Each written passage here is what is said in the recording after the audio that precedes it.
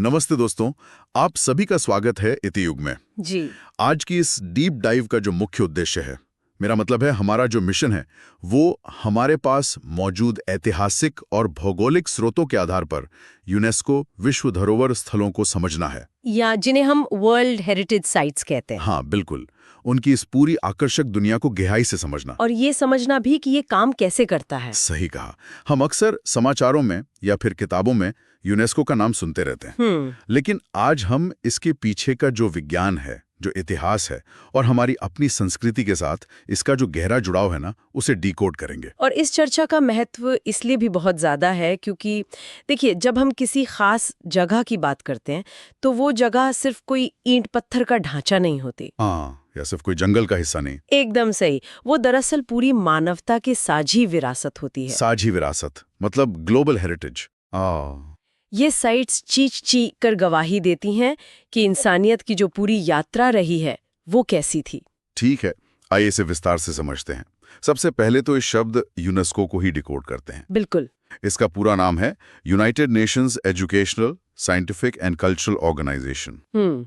और जो स्रोत हमारे पास हैं, वो बताते हैं कि इसकी स्थापना 1945 में हुई थी। और इसका मुख्यालय फ्रांस के पेरिस में है। पेरिस में, हाँ।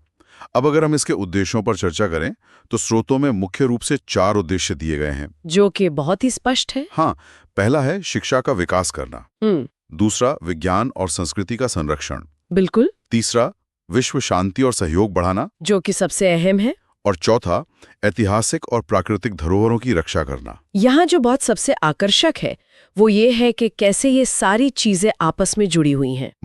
मतलब शिक्षा, विज्ञान और संस्कृति का जो संरक्षण है ना, वो सीधे तौर पर विश्व शांति और सहयोग को बढ़ावा देने से जुड़ा हुआ है। अच्छा। हाँ, अगर लोग एक दूसरे की संस्कृति समझेंगे, उसके विज्ञान और कला का सम्मान करेंगे, तो देशों के बीच आपसी समझ बढ़ेगी ना। हाँ, जिससे शांति स्थापित होगी। मतलब वो सिर्फ इमारतों को नहीं बचा रहे हैं, वो एक तरह से इंसानों को जोड़ रहे हैं। एकदम सटीक बात कही। अब यहाँ एक बड़ा सवाल आता है। पूछिए।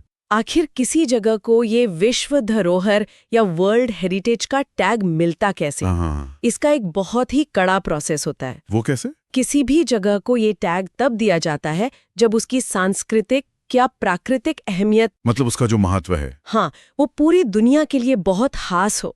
उसे आउटस्टैंडिंग यूनिवर्सल वैल्यू कहते हैं। तो मतलब वो सिर्फ उस देश के लिए नहीं बल्कि पूरी दुनिया के लिए जरूरी होनी चाहिए। बिल्कुल। तब जाकर यूनेस्को इन्हें अपनी विशेष सूची में शामिल करता है और इन्हें संरक्षण प्रदान करता है, प्रोटेक्शन देता है। हाँ। यहाँ मेरे पास एक बहुत ही रोचक फैक्ट है। बताइए। ये जो वर्ल्ड हेरिटेज प्रोग्राम है ना, जिसके तहत ये साइट्स चुनी जाती हैं, वो असल में 1972 में शुरू हुआ था। 1972 में? हाँ, एक इंटरनेशनल कन्वेंशन के जरिए। अगर हम इसे व्यापक नजरिए से देखें तो यहाँ एक बहुत दिलचस्प चीज नोटिस करने वाली है। क्या? यूनेस्को बन गया था 1945 में, हाँ, अभी हमने बात की, हाँ, लेकिन इस विशिष्ट धरोहर कार्यक्रम को शुरू करने में उन्हें 1972 तक का समय लग गया। अच्छा, मतलब लगभग 27 साल का अंतर। बिल्कुल। और 1972 का वो साल धरोहरों को बचाने की दिशा में एक बहुत बड़ा वैश्विक कदम था। ग्लोबल स्टेप था एक तरह से। हाँ, क्योंकि तब दुनिया ने एक साथ मिलकर तय किया कि हमें इन जगहों को एक सिस्टम के तहत बचाना होगा। कमाल की बात है। तो चलिए अब थोड़ा दुनिया भर की सैर करते हैं। बिल्कुल। स्रोतों में दुनिया भर के 5 बहुत ही प्रतिष्ठित स्थलों का जिक्र किया गया है, जो बहुत ही आइकॉनिक है। हाँ, पहला नाम है चीन की महान दीवार या ग्रेट वॉल ऑफ चाइना। दूसरा मिस्र के पिरामिड्स ऑफ गीजा, जो दुनिया के अजूबों में भी आते हैं। एकदम। तीसरा है पेरू का माचू पिचू, पहाड़ों के बीच बसा हुआ। और चौथा है इटली का कोलोसियम, रोम का ऐतिहासिक एम्फीथिएटर, और आखिर में अमेरिका का स्टैचू ऑफ लिबर्टी। अगर इन 5 उदाहरणों का विश्लेषण करें ना, हाँ, तो क्या खास दिखता है? तो ये पता चलता है कि यूनेस्को की ये जो सूची है वो कितनी विविधता से भरी हुई है। डाइवर्सिटी बहुत है, बहुत ज्यादा। मतलब आप देखिए, मिस्र के वो प्राचीन पिरामिड जो हजारों साल पुराने हैं, जिन्हें बनाने का रहस्य आज भी लोग खोज रहे हैं। बिल्कुल। और वहां से लेकर अमेरिका के स्टैचू ऑफ लिबर्टी तक, जो कि आधुनिक इतिहास का हिस्सा है, आजादी का प्रतीक है। हाँ, ये सारी जगह मानवीय इतिहास और वास्तुकला के अलग अलग युगों को दर्शाती हैं, अलग अलग टाइमलाइन को रिप्रेजेंट करती हैं। एकदम सही। इंसान की रचनात्मकता की कोई सीमा नहीं है। ये साइट्स यही साबित करती हैं। यहाँ बात और भी ज्यादा दिलचस्प हो जाती है। अच्छा। हाँ, क्योंकि अब हमें इस चर्चा का रुख भारत की ओर मोड़ना है। भारत का इतिहास तो वैसे भी बहुत समृद्ध है। बिल्कुल, और जब हम आंकड़ों को देखते हैं तो भारत में 40 से अधिक यूनेस्को वर्ल्ड हेरिटेज साइट्स हैं। 40 से ज्यादा? और ये संख्या तो समय समय पर बढ़ती रहती है। हाँ, अपडेट होती रहती है।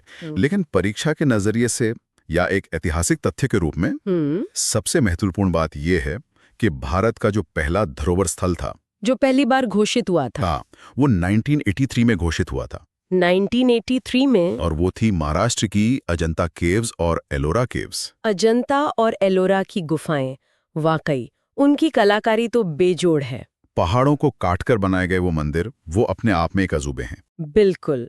अब अगर हम भारत के इन सभी 40 से ज्यादा स्थलों को देखें तो स्रोतों के अनुसार इन्हें मुख्य रूप से 2 श्रेणियों में बांटा जा सकता है। हाँ, सांस्कृतिक स्थल और प्राकृतिक स्थल, यानी कल्चरल साइट्स और नेचुरल साइट्स। अगर हम सांस्कृतिक स्थलों की बात करें जो इंसान ने बनाए हैं, तो इसमें आगरा का ताजमहल आता है, जो वास्तुकला का मास्टरपीस है। दिल्ली का कुतुब मीनार और लाल किला आता है। हाँ। और जैसा कि हमने जिक्र किया, अजंता की गुफाएं आती हैं। और दक्षिण भारत में जाएं तो कर्नाटक का हम्पी, विजयनगर साम्राज्य के वो भव्य खंडहर। वहाँ का जो रथ है पत्थर का, वो बहुत मशहूर है। बिल्कुल। तो ये तो हो गए सांस्कृतिक स्थल। और प्राकृतिक स्थल? अगर प्राकृतिक स्थलों की बात करें तो हमारी भौगोलिक विविधता बहुत बड़ी है।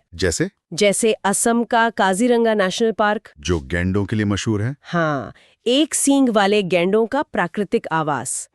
फिर पश्चिम बंगाल का सुंदरवन नेशनल पार्क है, दुनिया का सबसे बड़ा मैंग्रोव जंगल। एकदम। और उत्तराखंड का नंदा देवी नेशनल पार्क, पहाड़ों और बर्फ के बीच। हाँ, वहाँ का इकोसिस्टम बहुत ही दुर्लभ है।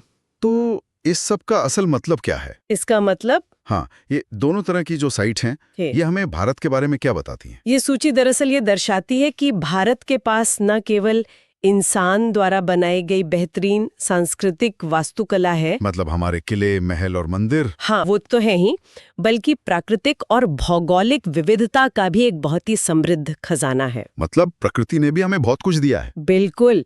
हमारे पास एक तरफ शानदार इमारतें हैं तो दूसरी तरफ ऐसे घने जंगल और पहाड़ हैं जिन्हें बचाना पूरी दुनिया के लिए जरूरी है। और यूनेस्को यही कर रहा है, दुनिया का ध्यान इस तरफ खींच रहा है। एकदम सही। ये एक तरह से हमारी दोहरी ताकत है। क्या बात है। तो अगर हम इस पूरी चर्चा को समेटें तो 1945 में पेरिस में स्थापित हुई एक संस्था से लेके, जो शांति और शिक्षा के लिए बनी थी, हाँ, फिर 1972 के उस संरक्षण कार्यक्रम तक, जिसने हेरिटेज को बचाने की मुहिम शुरू की, और वहां से होते हुए भारत में 40 से अधिक स्थलों तक का ये जो सफर है, ये बहुत कुछ कहता है। ये साबित करता है कि हमारी ये दुनिया कितनी अद्भुत है और इंसानियत ने समय के साथ कितनी शानदार चीजें बनाई हैं और प्रकृति ने हमें कितना कुछ दिया है। बिल्कुल। इससे एक महत्वपूर्ण सवाल खड़ा होता है। वो क्या? देखिए, इन स्थलों को यूनेस्को द्वारा पहचान तो मिल गई है, हाँ, सूची में आ गए, उन्हें संरक्षण भी मिल रहा है, लेकिन आज के समय में जो बढ़ता प्रदूषण है, जो पोल्यूशन है, हाँ, और जो जलवायु परिवर्तन या क्लाइमेट चेंज हो रहा है, आधुनिक विकास भी तो तेजी से हो रहा है ना। वही तो इन सब के बीच एक आम नागरिक के रूप में हमारी क्या जिम्मेदारी है? बिल्कुल, हमारी व्यक्तिगत जिम्मेदारी क्या होनी चाहिए ताकि हमारी जो आने वाली पीढ़ियां हैं वो भी इन धरोहरों को उसी शानदार रूप में देख सकें जैसे आज हम देख रहे हैं। ये सच में सोचने वाली बात है। सिर्फ संस्थाओं के भरोसे हम अपनी विरासत को नहीं छोड़ सकते। एकदम, हमें खुद भी जागरूक होना पड़ेगा। बहुत ही गहरा सवाल है ये, और इसी विचारणीय प्रश्न के साथ हम आज की इस डीप डाइव का समापन करते हैं। जी। हमारे साथ इस गहरी चर्चा में